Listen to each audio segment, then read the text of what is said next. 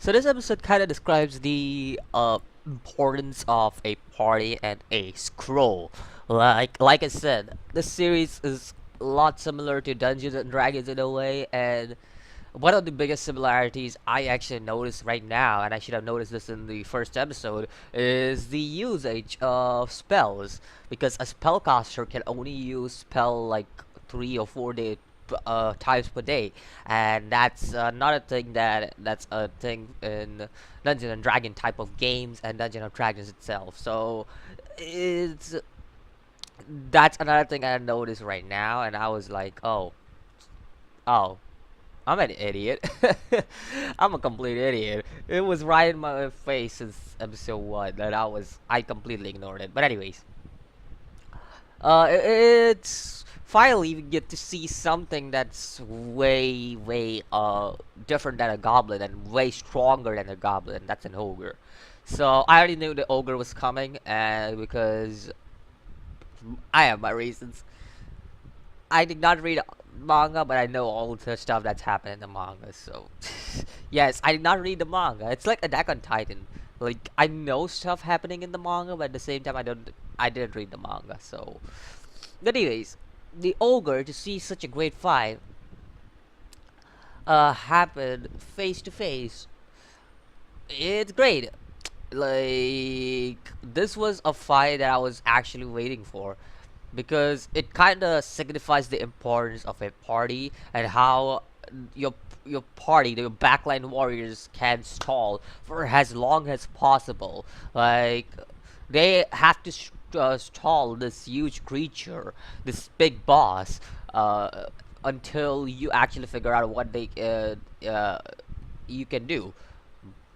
But yeah, it was the backline warriors actually stalling, because normally when it comes to strategy games, it's your frontline warriors thing to actually stall your opponent as much as possible, because your frontline warrior is what are the tankers. So you have to think like this when you're playing games like Dungeons and Dragons. Like your frontline warriors are your tankers, so you have to like basically I would say stall for as long as possible. You have to pause your game and yada yada yada. So I'm not gonna go much into detail. Maybe someday if I play a game like Dungeons and Dragons, I will go into detail with that. But right now I'm just like, it's good to see the significance given to the party and the usage of different type of things like scrolls, because scrolls is another thing that's very useful. For example, if you have something like scrolls of a scroll of blessing, or scroll of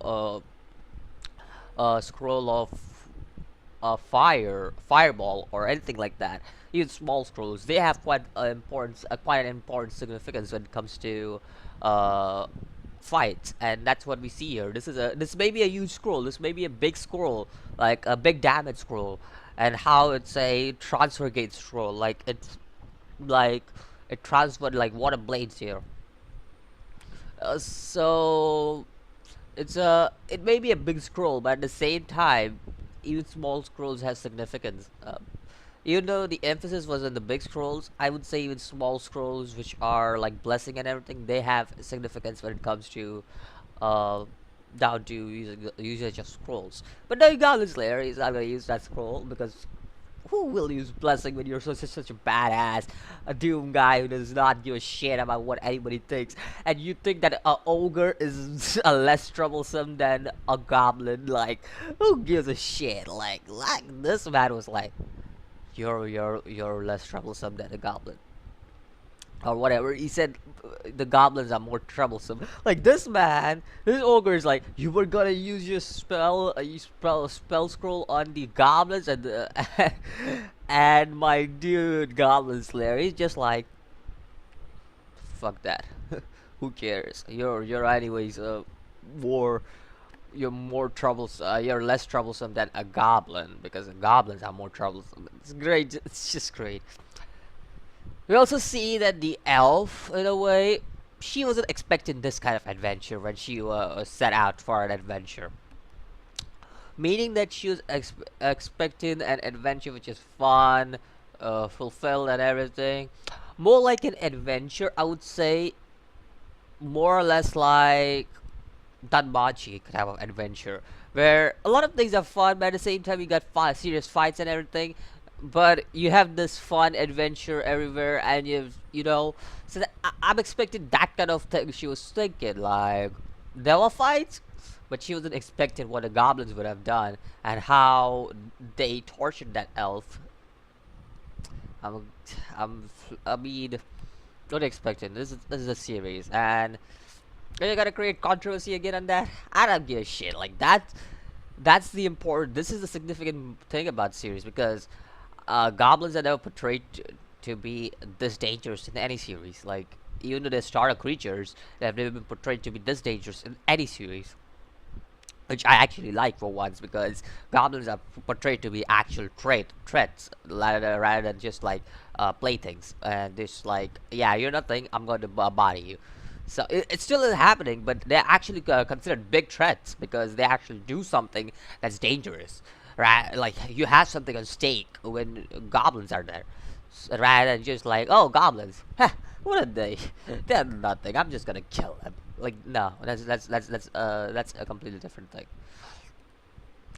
All that aside, what do I think about this episode? It was decent. I know a lot of people have been complaining about the CG of Goblin Slayer. I really don't mind. Like I'll be very honest here. I really don't mind the CG. This is like the case with Golden Kamuy, if anybody watches the series. Uh, the bear CG, the fire CG and the bear CG and all these small CGs, they really don't matter for me because w- like if you're talking about CG that really would disappoint me. It would be something like Berserk CG. Like that's the style of CG that would disappoint me, or like really bad CG type of anime. But when it comes to something like Goblin Slayer, which makes up for the bad CG with like good action and good story building, character building, I will definitely say that I will take that over shitting over bad CG. Like I will not say that it's not a good it's a good thing to have bad CG. Obviously, I see that flaw, but I will still take a a good action sequence, a good like dark series rather than just be like bad CG. I'm not gonna watch for the anime for that. That's the reason why yeah, that's the reason why I would say that like the complaints of bad CG doesn't bother me that much, I would say. Anyways, yeah. Let me know what you think about this series, this episode of Goblin Slayer. I feel like I needed more of this episode because I felt like the episode was pretty short for this because the only things we saw was Goblin slaying, which is obviously this episode, but the overfight felt kind of short to it. Again, what expected, like it's a seasonal anime, so I don't expect it to be like long